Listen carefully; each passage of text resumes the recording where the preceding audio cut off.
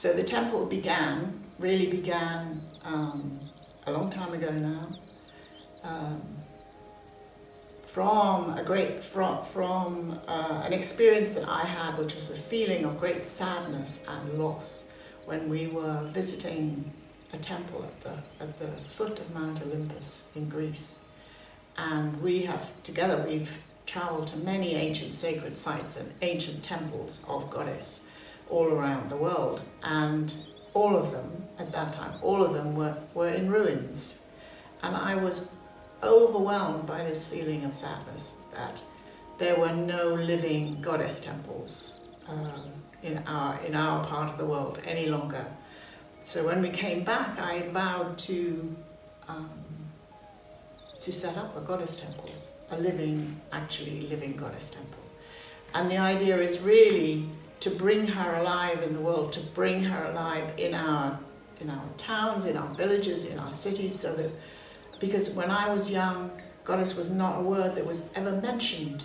I was not taught about her at school. No one told me there was anything about goddesses, and I think it's still the same now as a meaningful spirituality. Schools are not teaching their children. So it's generations of children are not taught about goddess. Why? 5,000 years ago, she was loved and adored all over the world and had been for hundreds of thousands of years. And then in this blip, this 5,000-year blip, we've forgotten about her. Well, I want to bring her alive again. I want people to know who she is. That's my job. And that's what the temple is for.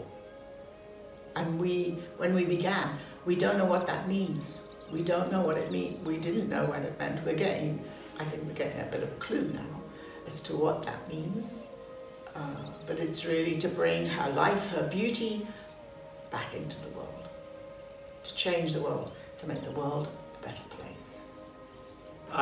Yes, the purpose of the Goddess Temple is a place where we call in Goddess as a presence into physical spaces, into temples. And the amazing thing is as we've travelled around the world, when we go both to living Goddess temples and Goddess sites, places where Goddess is sacred or she can be found in the landscape, there is a similar quality everywhere. So I remember we were in India and we were in a Parvati temple, and we were invited right into the middle of the temple where they were doing small little offering ceremonies in a very small room. And the vibration in that room was just the same as in our Goddess Temple. And that my belief is that when we call upon her, wherever we are in the world and wherever people are in the world, the same quality, it has this same vibration.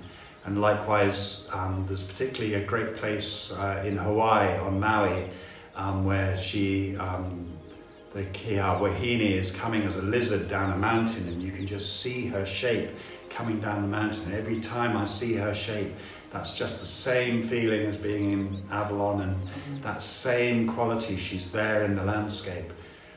So really, to be running the Goddess Temple, we have all sorts of different visions for making a better society, but fundamentally we're calling her in, and we want people to recognize that feeling so that wherever they go in the world, they can feel her, they can bring her in anywhere in the world, call in their goddesses and recognize where she already is, because that's what we really find.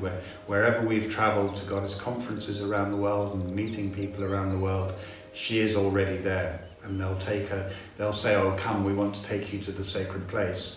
And sure enough, she's just there in the hillside. You can see her face in the hillside, and it's just the most extraordinary thing.